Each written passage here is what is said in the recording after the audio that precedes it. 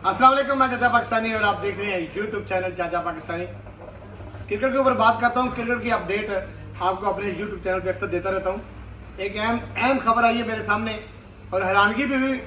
जब ये खबर मैंने देखी कि मुल्तान सुल्तान जो पाकिस्तान की PSL की एक बड़ी टीम है, उसने अपनी फास्ट बॉलिंग के लिए कोच रखी है लेडीज। पहले तो एक बात आपको क्लियर कर दूं कि मैं खवातीन की बड़ी इज्जत करता हूँ, बड़ा एहतराम करता हूँ और उनको हर मैदान में आगे आना चाहिए, हर मैदान में अपना हिस्सा डालना चाहिए। लेकिन पहली दफ़ा ऐसा हुआ है कि इतनी बड़ी यानी दुनिया क्रिकेट की दूसरी बड़ी जो लीग है ना, वो पाकिस्तान सुपर लीग है और उसमें एक बड़ी टीम है मुल्तान सुल्तान है, जिन्होंने फास्ट बॉलिंग की जो कोच रखी है वो कैथरीन को रखा है। अब इससे पहले कभी भी किसी इतने बड़े टूर्नामेंट या किसी बड़े इवेंट के अंदर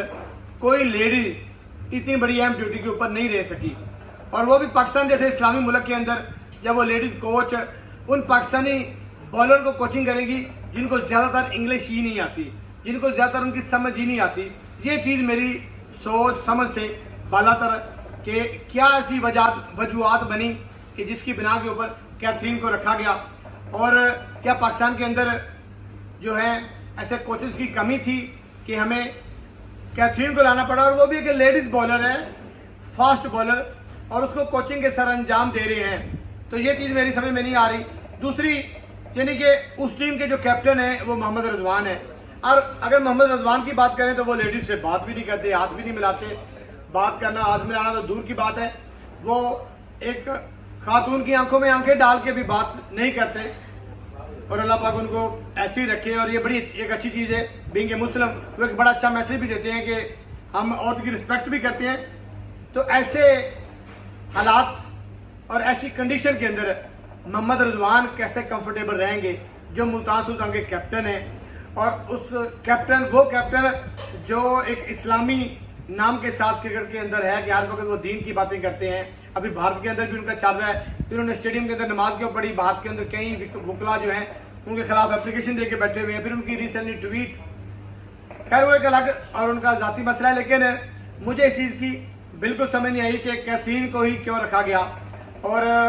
पाकिस्तान सुपर लीग के अंदर एक खातून का फास्ट बॉलिंग में कोच रखना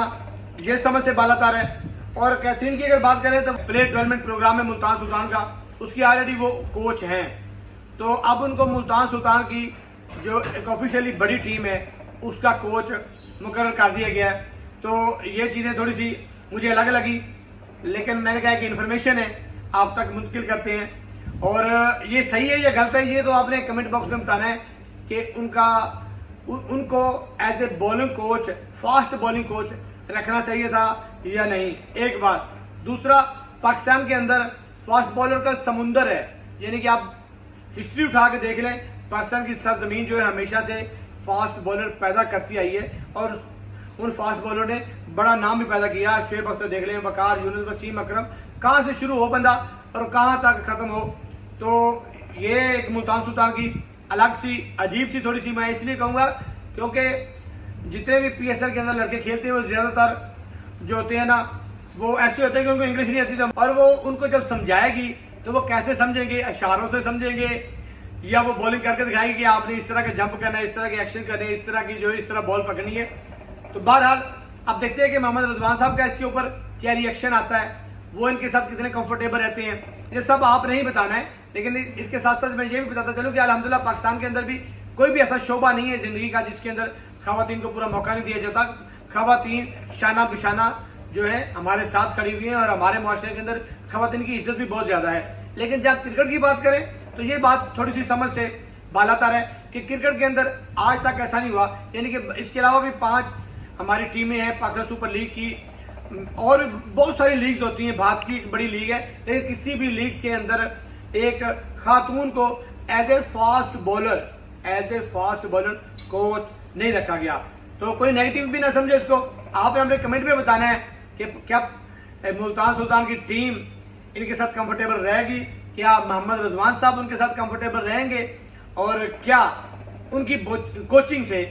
फास्ट बॉलिंग की कोचिंग से मुल्तान सुल्तान को फायदा होगा। ये सब आपने कमेंट में बताना है। अपना बहुत सारा ख्याल रखें, दुआओं में याद रखें, और मेरे YouTube चैनल चाचा पाकिस्तानी को लाजमी सब्सक्राइब करें। आई लव यू, पाकिस्तान जिंदाबाद।